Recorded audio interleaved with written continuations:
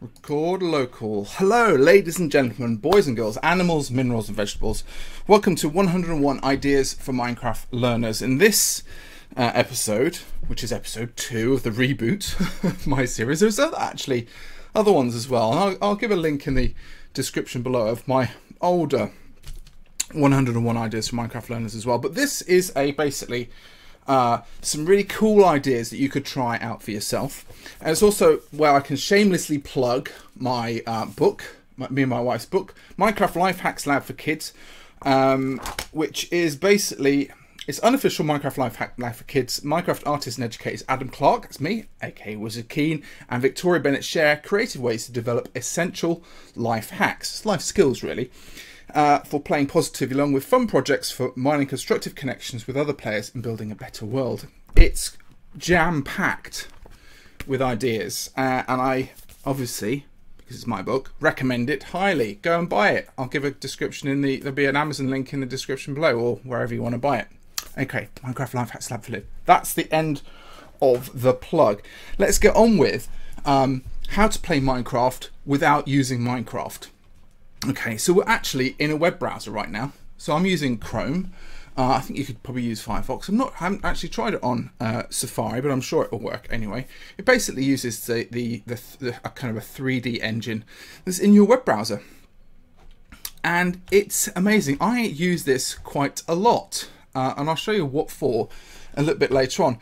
But if I had a discussion with Emma Bierman the other day, and we were talking about how to make that digital divide, people who haven't got Minecraft, for example, or maybe have limited access to digital resources like iPads and consoles and things like that, and maybe can't actually afford to play Minecraft. Or if you're a teacher and you just you actually want to use maybe the school PC or something like that for kind of creating stuff in here. So this is free. Okay, this is the essential bit. It's free. And as you can see, I'm kind of navigating around this three-dimensional space. I'm kind of floating around. If I tap double space, I can actually I'm almost playing it.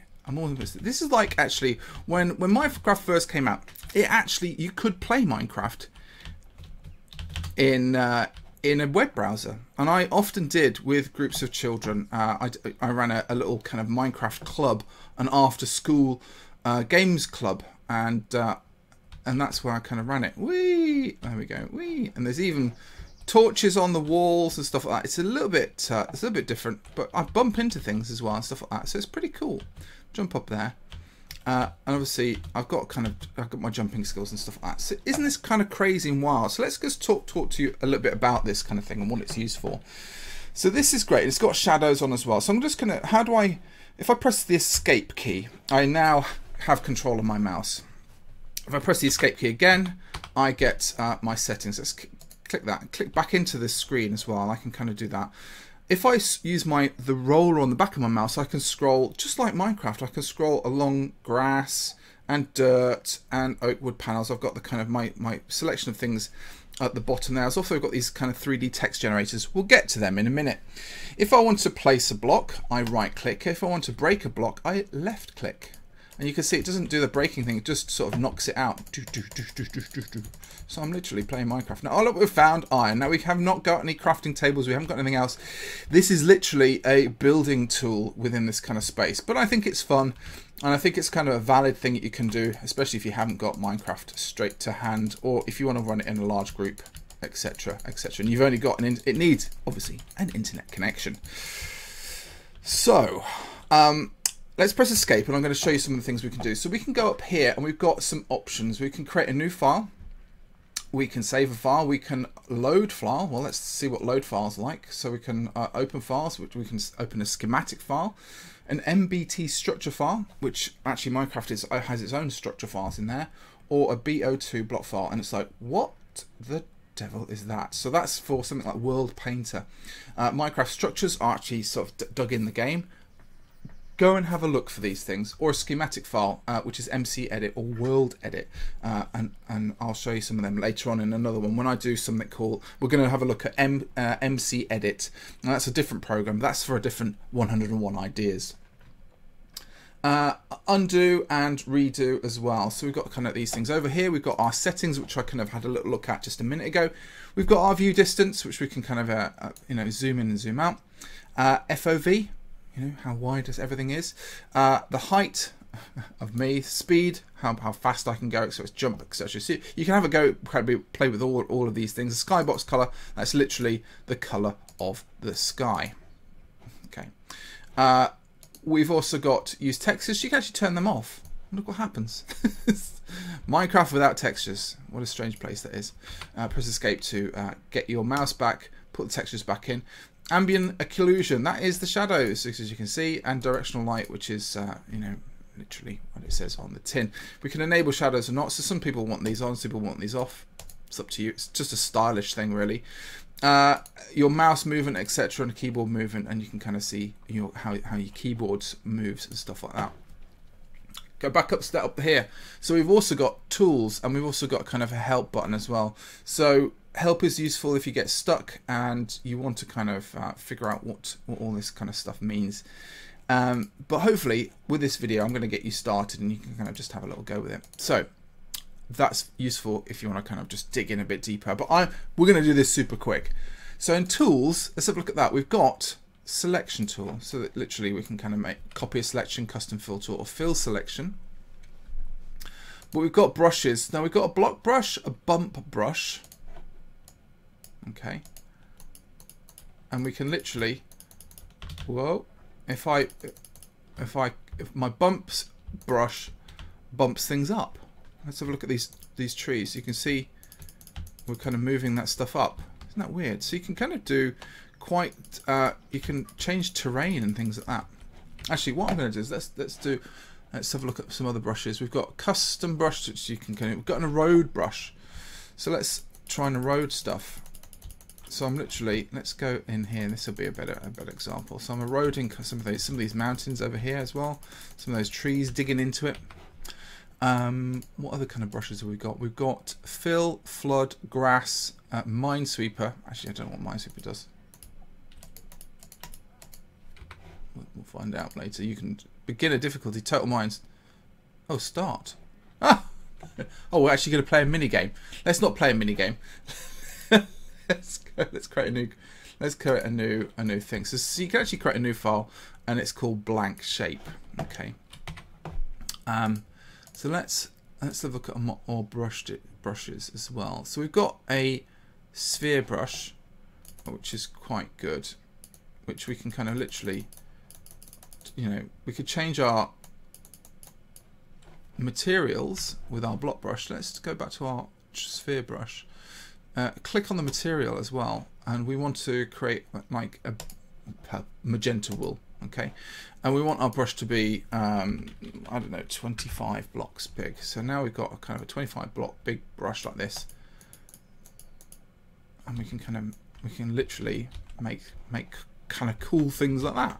Okay, so it's pretty amazing how this stuff works. Okay, remember, left click breaks the block. Okay, and we can go back to our block brush. And we can also do flood brush. Our flood brush does exactly what it says on the tin, so just be careful with that, okay? But stuff like this, right? I could go along and explain all these kind of different brushes to you, but the thing that I want you to do, most of all, is to play with this stuff. Have a go with it. Try things out. Try and break it. Oh, look, there's the flood brush, so we can kind of actually colour things in, which is really sweet. So it's more of a paintbrush, really, which is pretty cool. Let's try and flood it with a different colour. Let's do red wool. Click that, and then we can kind of just flood this edge gap. Oh, it's just sort of filling in that. That is cool. Right, so plenty to do and see. Let's have a look at some other stuff here. So we've got the selection tool. I don't really use the selection tool very much, but what I do use a lot is the generator tool. So we can kind of do terrain generator. So let's just build that. So I've selected my width, my height, my depth, my octaves, my fall off, my cycles, my water, and you can kind of rearrange these things and build.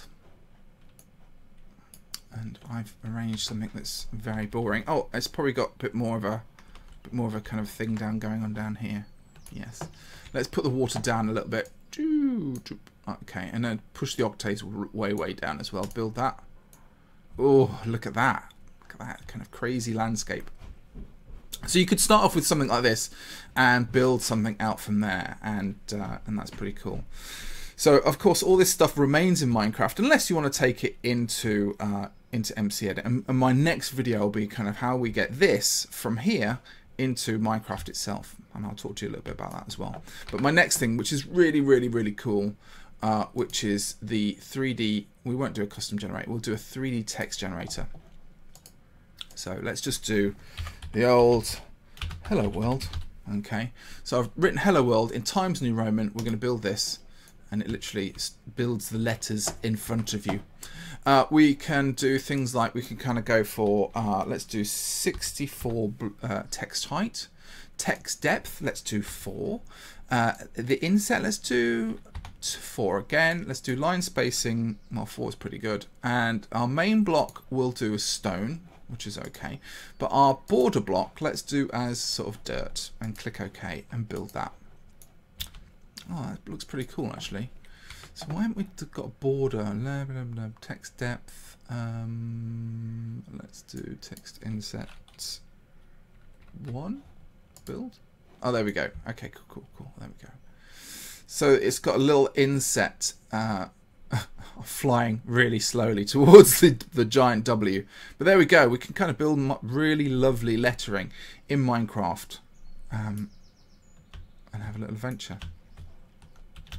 So what I would do with some of these things is I would go up to save file, and I save it as a schematic file to be used every other day, and it saves it immediately. That you can see that just goes directly into my downloads folder, and I can have fun that way.